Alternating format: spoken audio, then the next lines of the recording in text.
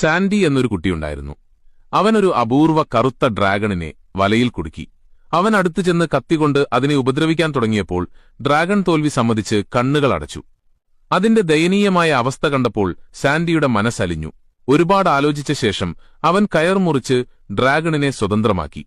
സ്വതന്ത്രമായ ഉടൻ ഡ്രാഗൺ സാൻഡിയെ ആക്രമിച്ചില്ല. പകരം നന്ദി എന്ന് പറയുന്നതുപോലെ ഉച്ചത്തിൽ അലറി. അത് താഴ്വരയിലേക്ക് പറന്നു. സാൻഡിയും അതിനെ പിന്തുടർന്ന് താഴ്വരയിലെത്തി. അവിടെ അതിന്റെ വാൽച്ചിറകിന്റെ പകുതി ഒടിഞ്ഞിരിക്കുന്നത് അവൻ കണ്ടു. അതുകൊണ്ടാണ് അതിന് ഉയരത്തിൽ പറക്കാൻ കഴിയാതിരുന്നത്. ഡ്രാഗൺ വളരെ വിശന്നിരുന്നു. സാൻഡി ഒരു വലിയ മീനിനെ പിടിച്ച് അതിന് കൊടുക്കാൻ കൊണ്ടുപോയി.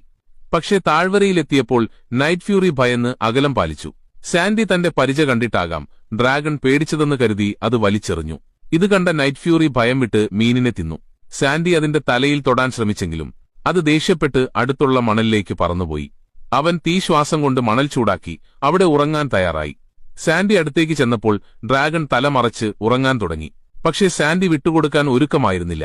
ദേഷ്യത്തിൽ ഡ്രാഗൺ ഒരു പാറയിൽ തലകീഴായി തൂങ്ങിക്കിടന്നുറങ്ങി.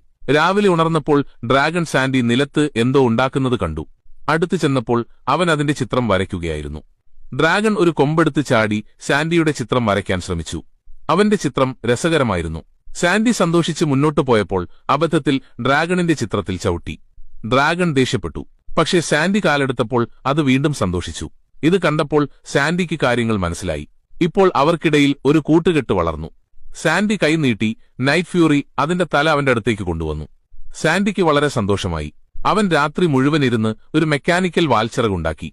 അത് നൈറ്റ് ഫ്യൂറിയിൽ ഘടിപ്പിച്ചാൽ അതിന് വീണ്ടും ആകാശത്ത് പറക്കാൻ കഴിഞ്ഞേക്കാം. അടുത്ത ദിവസം രാവിലെ സാൻഡി ഒരു കൊട്ട നിറയെ മീനുമായി താഴ്വരയിലെത്തി. ഡ്രാഗൺ അത് അത്യാഗ്രഹത്തോടെ കഴിക്കാൻ തുടങ്ങി.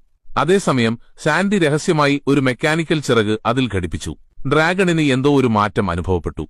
അത് പറന്നുയർന്നപ്പോൾ ബാലൻസ് നഷ്ടപ്പെട്ടു. അത് പാറയിലിടിക്കാൻ പോയപ്പോൾ സാൻഡി ഉടൻ തന്നെ ചിറക് ശരിയാക്കി. ഡ്രാഗൺ രക്ഷപ്പെട്ടു. ഇത് കണ്ട സാൻഡി സന്തോഷത്താൽ അലറി വിളിച്ചു. പക്ഷേ അബദ്ധത്തിൽ അവന്റെ കൈ തെന്നി വെള്ളത്തിൽ വീണു. രണ്ടുപേരും പൂർണ്ണമായും നനഞ്ഞു. Subscribe and follow for more videos.